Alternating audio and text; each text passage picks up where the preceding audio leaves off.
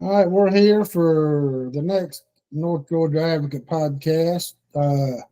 Not much going on this week. We had elections last week, and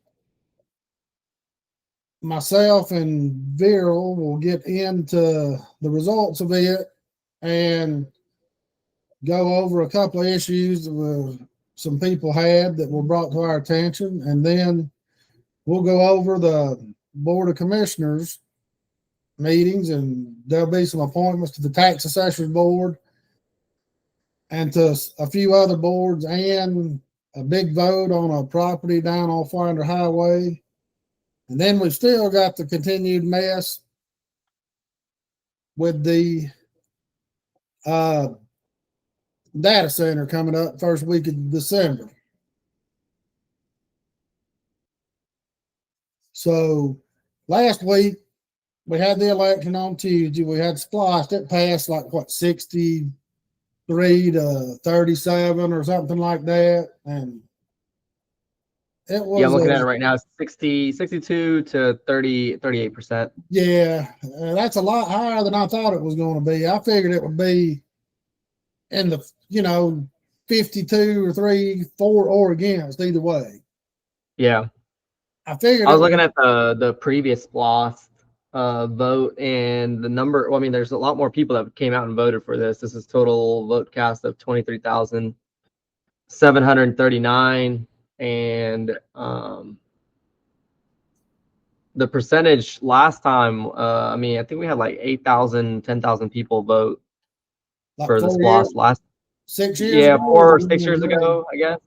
Yeah, and before that, it was 70 to 30 in favor of SPLOST. So there's a little bit of a shift in tide, and I think folks on Facebook made a little bit of noise, and I think more people kind of woke up to the scam that is SPLOST.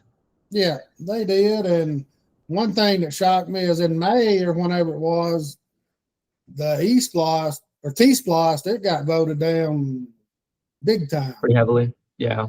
But that would have increased taxes from 7% to 8%. I figured this one was just a continuation that would have made it stay at 7%.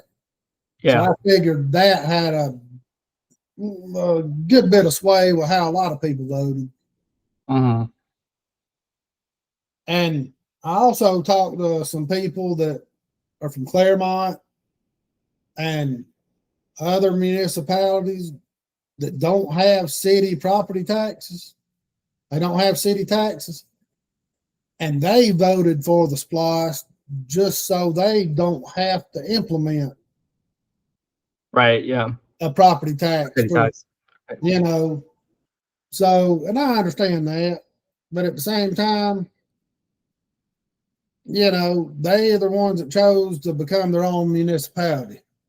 Yeah, it's that whole pass the burden on keep the burden on somebody else. Like, why, Yeah, I get it. I get it. Yeah, I understand them wanting to keep the 7%. That's not a big deal. I don't have pliers. And it's and that's a big difference in going to 8%, because if you go to 8% on a family of 4, that's another $4,000 or $5,000 a year in taxes that you would pay, and that's a lot for people that are on limited incomes. Mm-hmm. I mean, you don't think about it. It's another maybe 50 cents to $1 every time you buy groceries or something. But hell, that adds up. Oh, yeah. So, and we had some complaints about, for the SPLOST, people not knowing how to scroll down on the voting machines.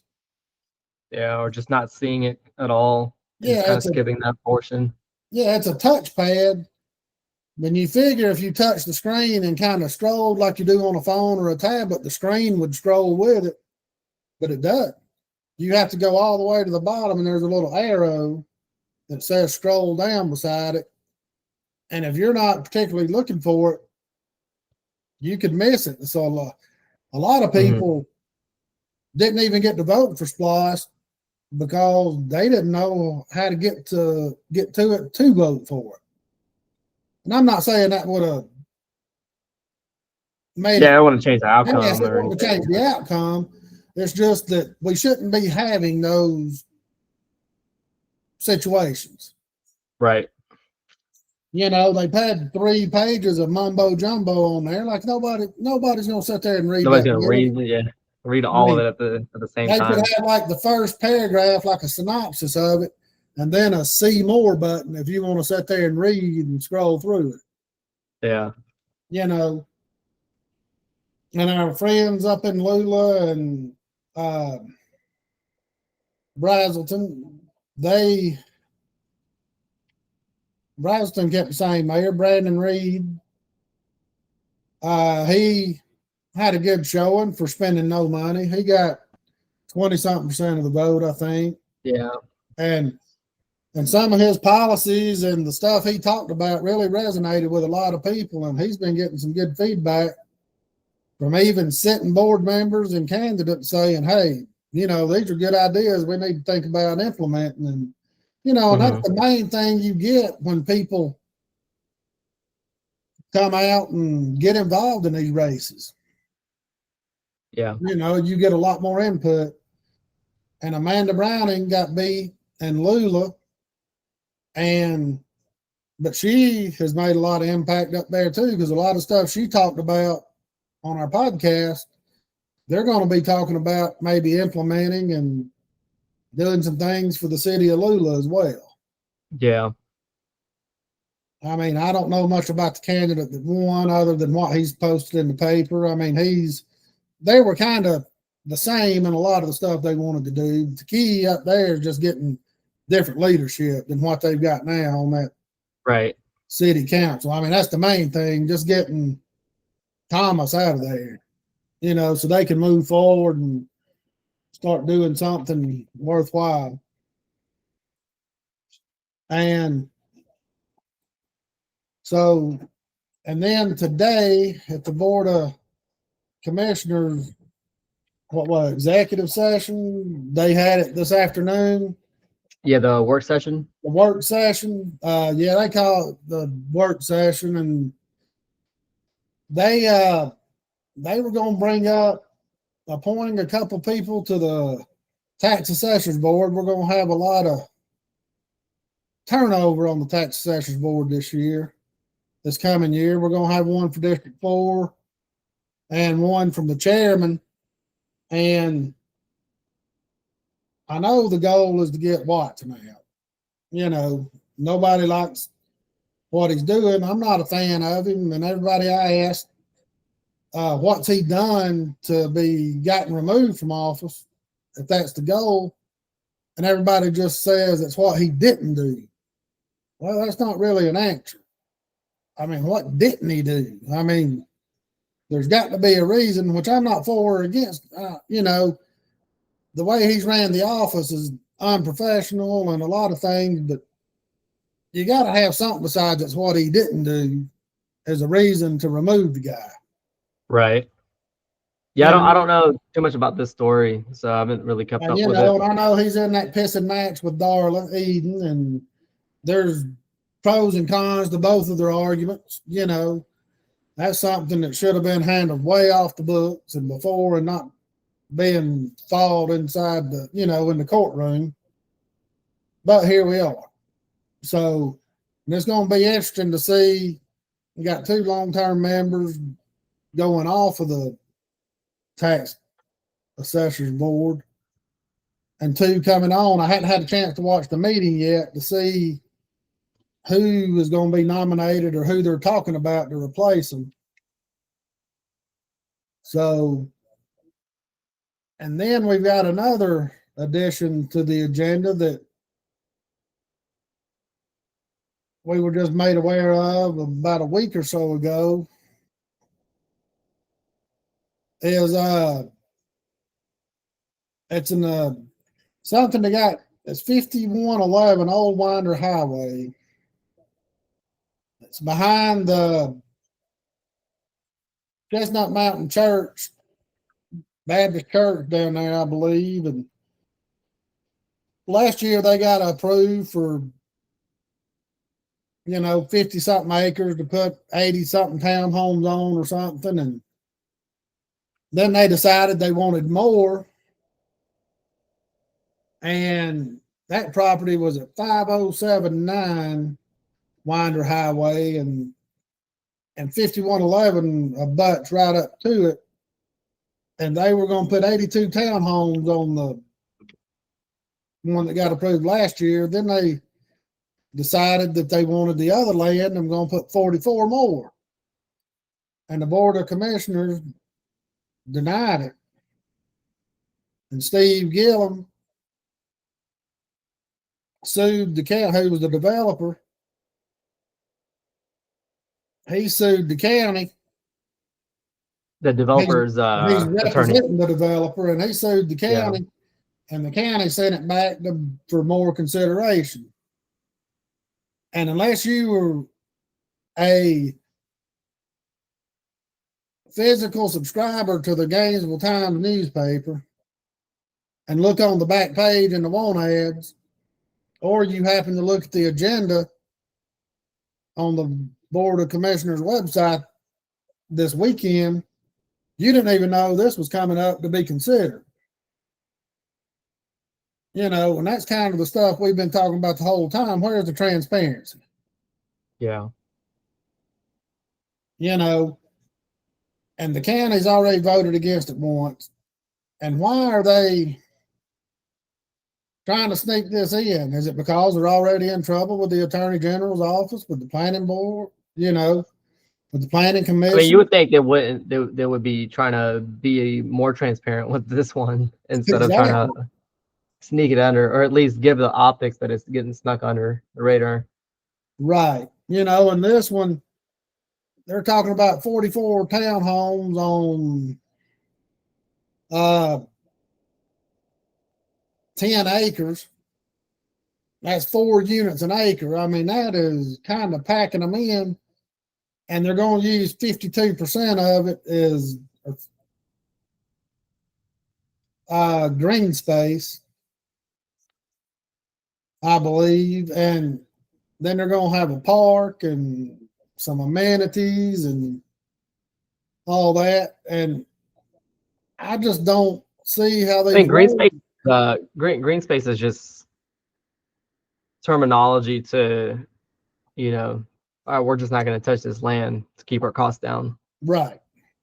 So it's not necessarily doing anything for the betterment of. I mean, maybe it is because you're less disturb space, but at the end of the day, that's the tactic behind it. Yeah, it's not like they're putting in walking trails or putting in anything. Grading is expensive.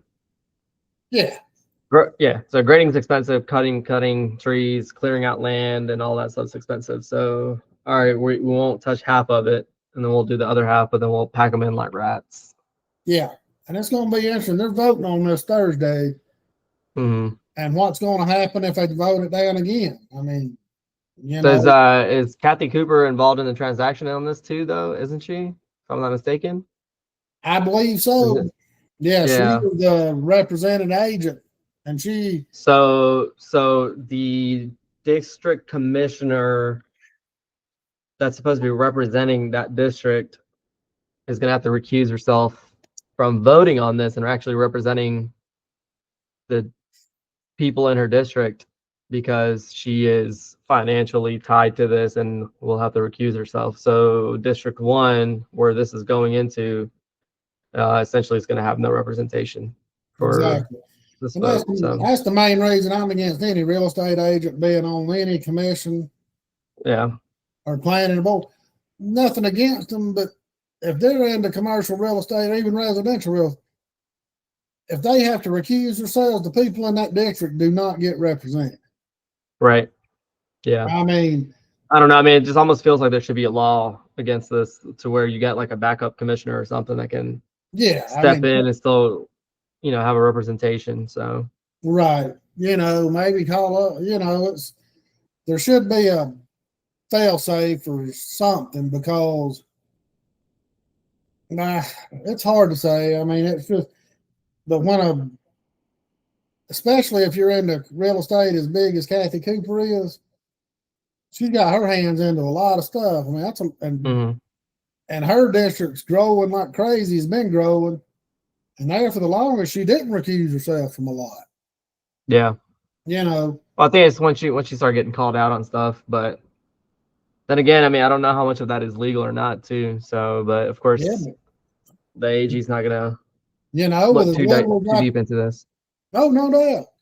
And as little as you trust the commissioners and the board of commissioners and the planning,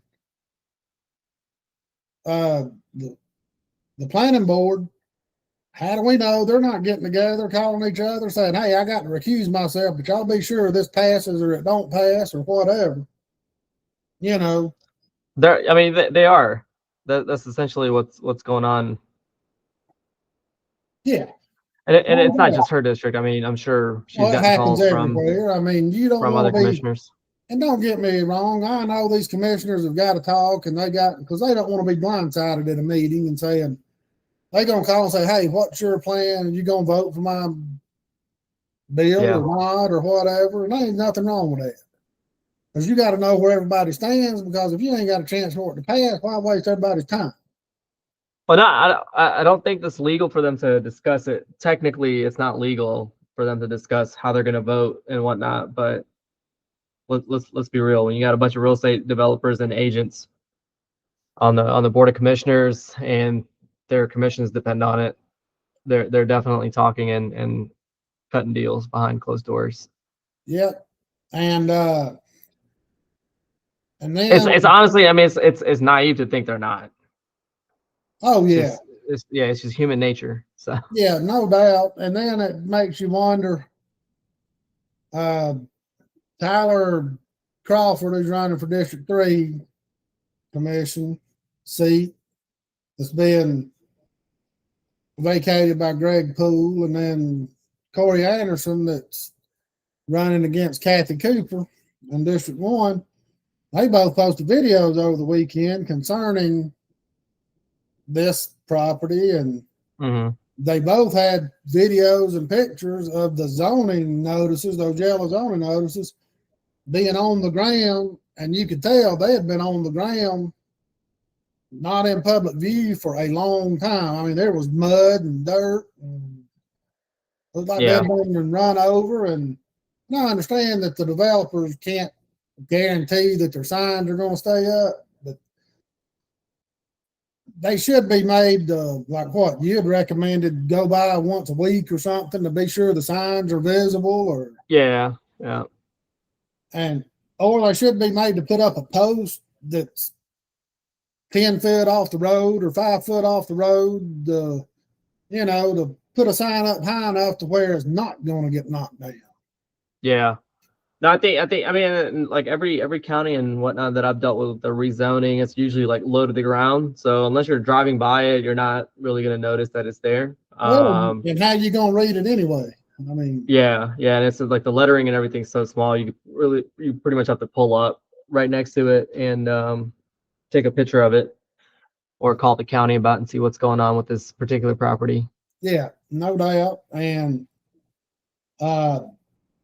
it's just, I'm tired of and I know I'm not the only one, you are, and a lot of our readers and listeners and people we talk to, they are sick and tired of this.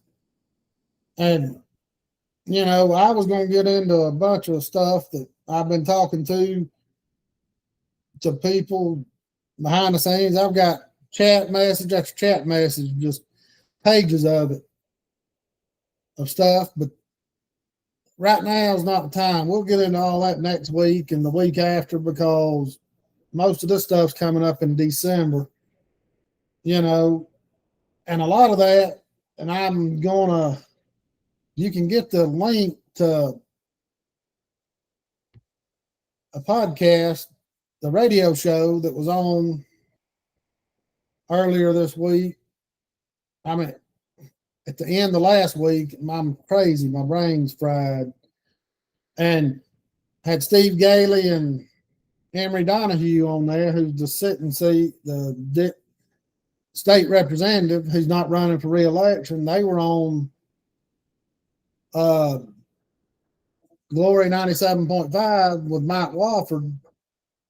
I think it was Wednesday or Thursday morning, and you can listen to the archives of it online, and they got into a lot of stuff with the state and local politics, and they had a lot of good thoughts on the planning fiasco, the data center.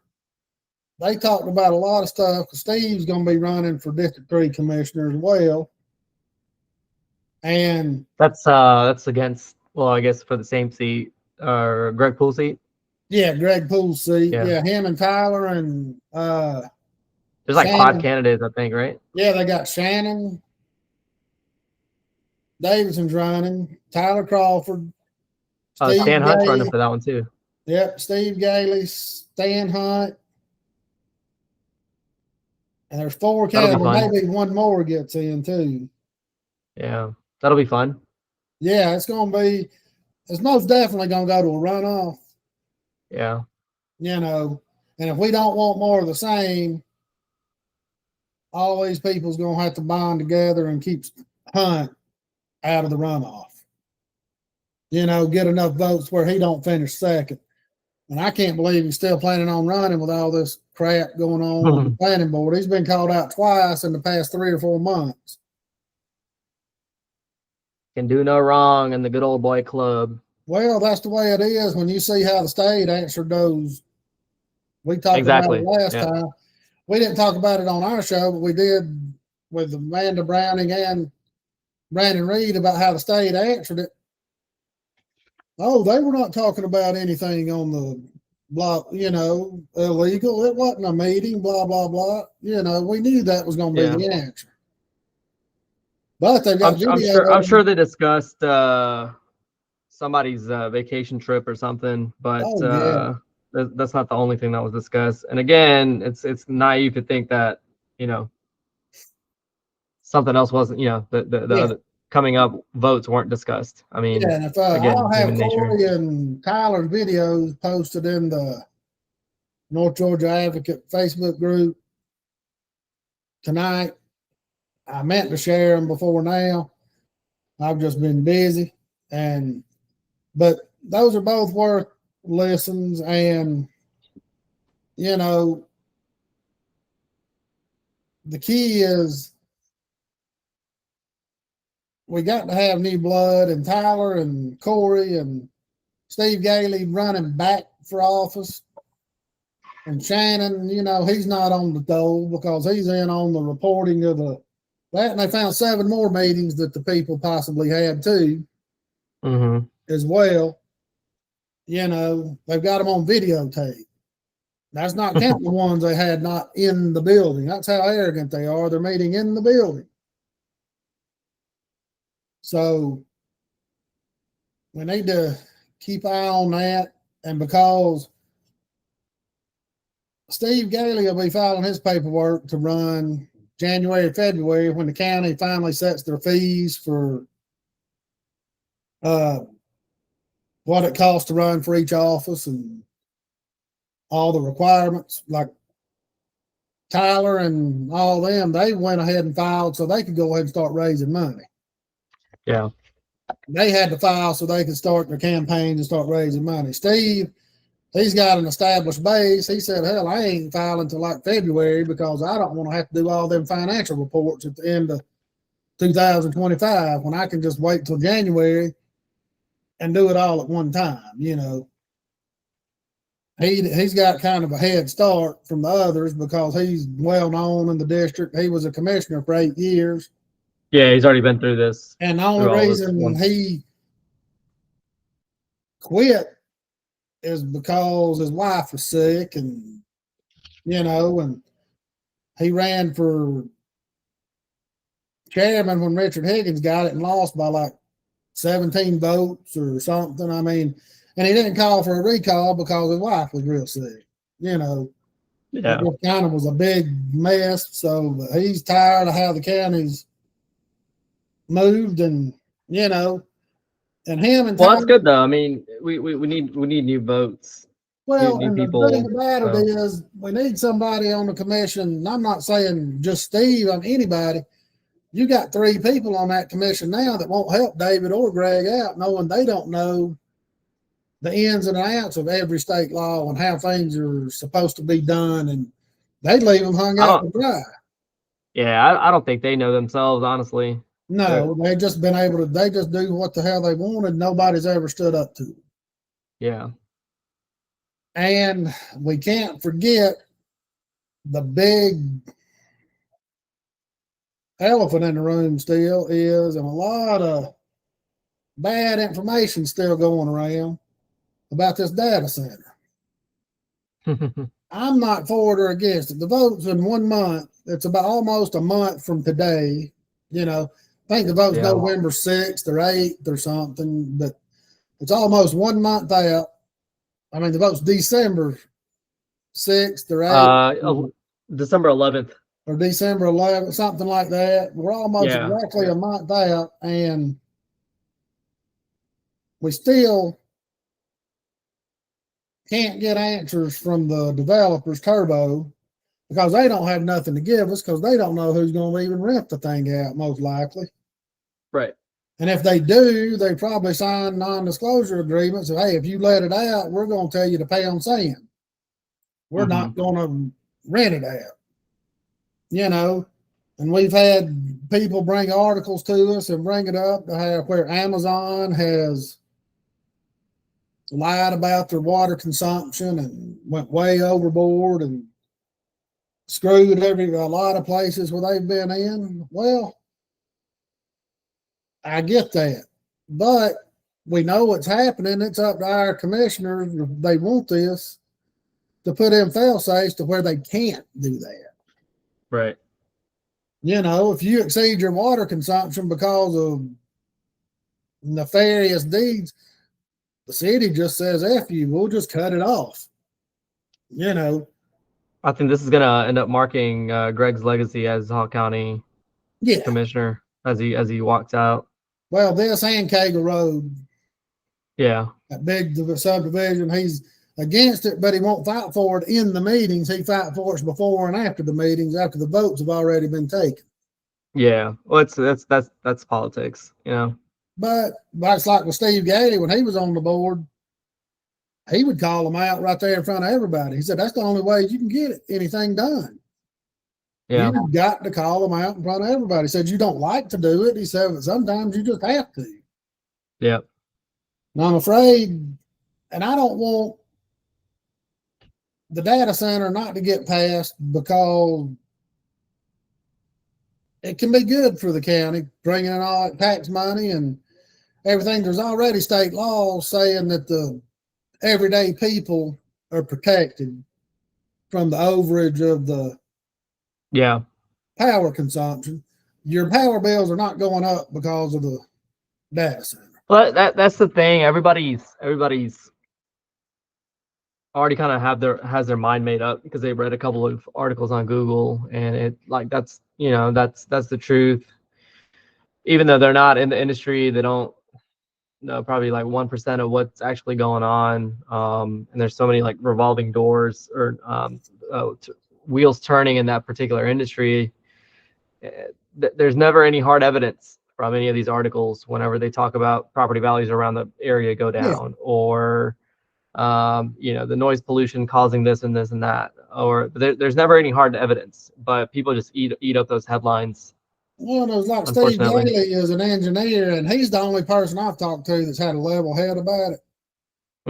Because he's an engineer and he knows he don't work with data centers per se, but he does work with businesses in the poultry industry and the beverage industry that has to use a lot of water. And you're looking at if a chicken processing plant or something was going there, they're using $4 or $5 million gallons of water a day, or sometimes if it's real big, at least a month. And you're talking 250 a day and that's if they use water cooled systems. There's just a lot of stuff that. I mean, but the developer's not really helping them. No, their own cause because they don't know. Again, but it's not. They're not the end user, so they're not helping their public perception. But at the end of the day, I think they're going to win it over with the tax money or the tax money potential. I do too. I mean, what was it, like 44 million a year or Yep. something? I mean, Yeah. No, I it think could even it's be probably a higher lot than more than that. that. I mean, it was some stupid Yeah. number that's just hard Yeah. to That's just, tell it's the just going to path give of. I mean, in all honesty though, but what it looks like is it's just going to give the county more money to waste, Yeah. And, essentially. So, and technically they're going to say, it may help us not raise your property taxes, which we know that's just a big line of bullshit. yeah. And it definitely would have passed if SPLOST didn't pass, because they had to said, hell, we got to make up that SPLOST money somehow. Yeah. So it passed. So that was one of their built-in excuses. Are already. Again, I'm not for or against it because we don't have enough information about it. Mm-hmm. And if I was the county, I would just table it until I got more information about it. I mean, you got to come to me with something. Yeah. I don't care if it's Amazon, Apple, Microsoft, you can leave their names off of it. Just bring me something that shows what they want to do with it. Mm-hmm. And then we can make an educated guess about it. So there's going to be a lot more coming out about it in the next few weeks, I feel, because after this Winder Highway, we got Cagle Road coming up too again sometime. Is that this month or next month too? I can't remember. I'm sorry I don't have my notes in front of me, but it's coming up again too.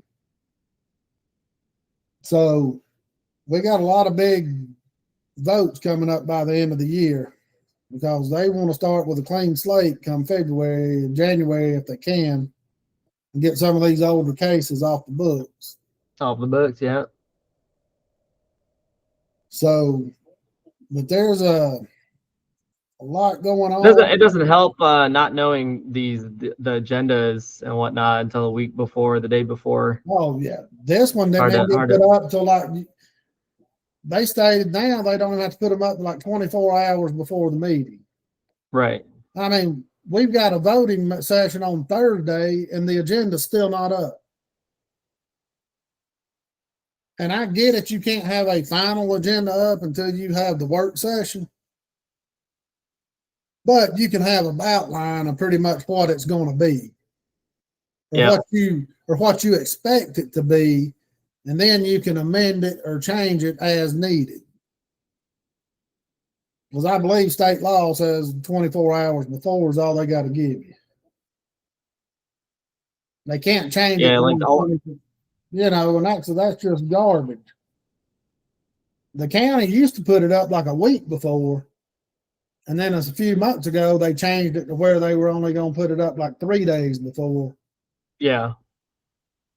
And that's just not enough time. How are you going to oppose something like this Winder Highway thing that just come up out of the blue?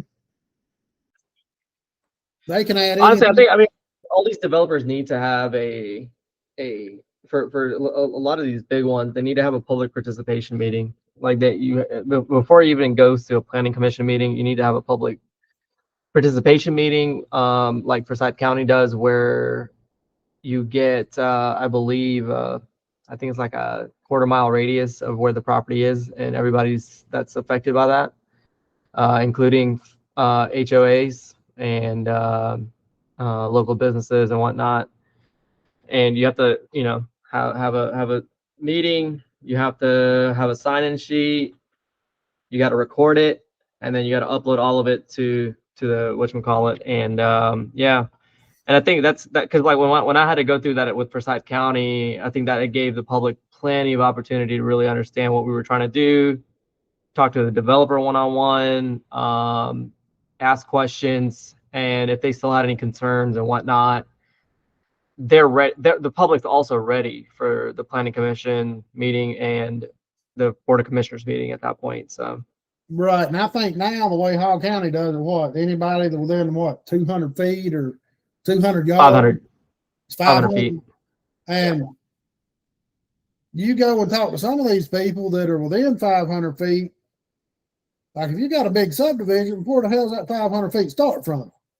Yeah, and I don't think they include the HOA, and I think the HOA needs to be. Is it 500 It's foot just from the whole property line, or 500 foot from the center, or the entrance? yeah. Or where is that 500 feet determined? But see, I don't know 100% if an HOA gets a letter or not, because if a HOA gets a letter, essentially the HOA president or the CEO or whatever, they're able to notify all the residents.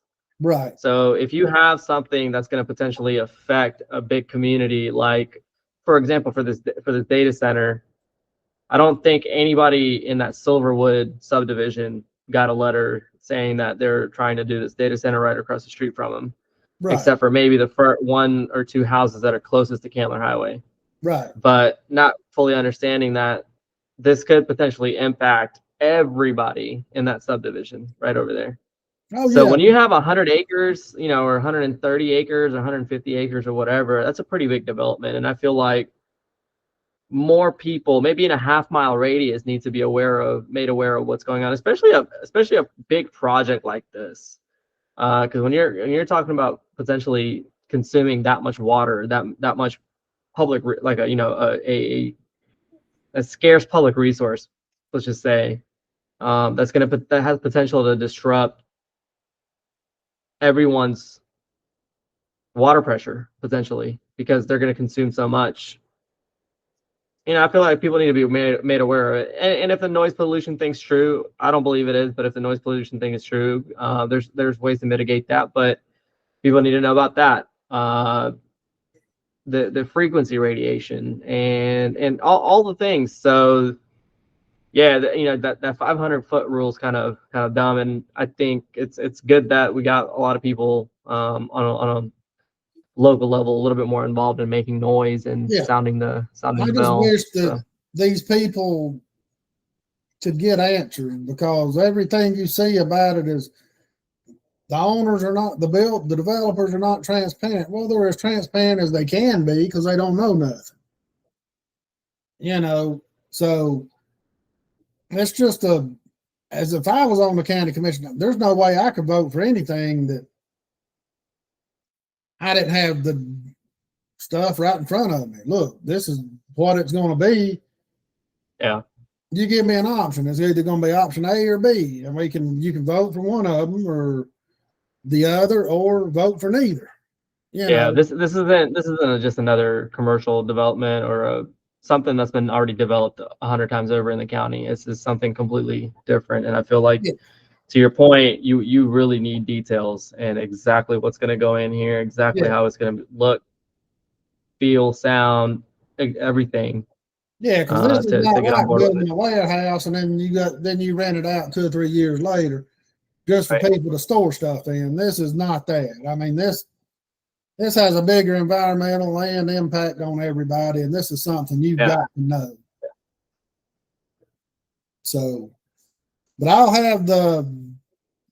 we'll have more details coming up on this data center as they come about, and we'll have articles updated on the website soon. And we might need to get Jody on here one day and let her talk about the data center and what she's found out. Yeah, that'll be good. I'll reach out to her and get her on here, because I'd like to get her input on that, and Cagle Road, because Cagle Road's right in her backyard. Yeah. Yep. That is in her backyard, literally. I think it'd be good to have her opinion on it. Yeah, I've talked to her a lot about it personally and in chat and stuff, and she's got a lot of information. And don't forget, speaking of Jody, this weekend, Jerry Ramos has got their shopping thing this weekend for the people in need. Get free clothes. They can shop free clothes. Yeah. Over across it's November 15th from 10 to 2. Is that the Butler Park? Across on Jesse Jewell, across from Cookout and McDonald's.